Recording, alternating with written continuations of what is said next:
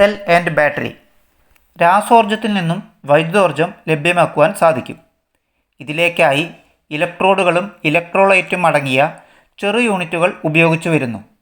ഓരോ യൂണിറ്റിനെയും സെൽ എന്ന് വിളിക്കുന്നു. അപ്പോൾ ഒരു സെൽ എന്നത് വൈദ്യുതോർജ്ജത്തിൻ്റെ ചെറിയ ഉറവിടമാകുന്നു. വലിയ അളവിൽ വൈദ്യുതോർജ്ജം ലഭിക്കുന്നതിനായി ഒന്നിലധികം സെല്ലുകൾ കൂടി ബന്ധിപ്പിക്കുന്നു. ഇതിനെയാണ് ബാറ്ററി എന്നറിയപ്പെടുന്നത്. പ്രൈമറി സെൽ, സെക്കൻഡറി സെൽ എന്നിങ്ങനെ സെല്ലുകൾ രണ്ട് വിധത്തിലുണ്ട്. ഉപയോഗശേഷം ഘടകവസ്തുക്കൾ മാത്രം മാറ്റുകയോ സെൽ മൊത്തമായി മാറ്റാവുന്നതോ ആയ സെല്ലുകളെ പ്രൈമറി സെല്ലുകൾ എന്നറിയപ്പെടുന്നു.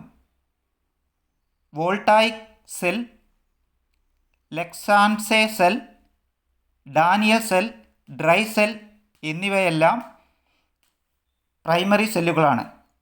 ഇതുകൂടാതെ Weston cadmium standard cell, mercury cell എന്നിവയും പ്രൈമറി സെല്ലിന് ഉദാഹരണമാണ്. രാസപ്രതിപ്രവർത്തനം എതിർദിശയിലാകുമ്പോൾ അത് സാധാരണാവസ്ഥയിലേക്ക് മടക്കിക്കൊണ്ടുവരുന്നതിനായി എതിർദിശയിൽ അതിലൂടെ വൈദ്യുതി പ്രവഹിപ്പിക്കാവുന്ന സെല്ലുകളെ സെക്കൻഡറി സെല്ലുകൾ എന്ന് പറയുന്നു.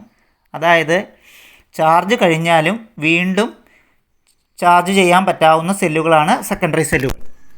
സെക്കൻഡറി സെല്ലുകൾക്ക് ഉദാഹരണം lead acid cell, nickel cadmium cell തുടങ്ങിയവയാണ്.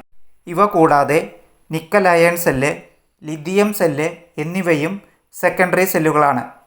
ഇന്ന് കൂടുതലായി സെക്കൻഡറി സെല്ല് ലിഥിയം സെല്ലാണ് ധാരാളമായി ഉപയോഗിച്ചു വരുന്നത്.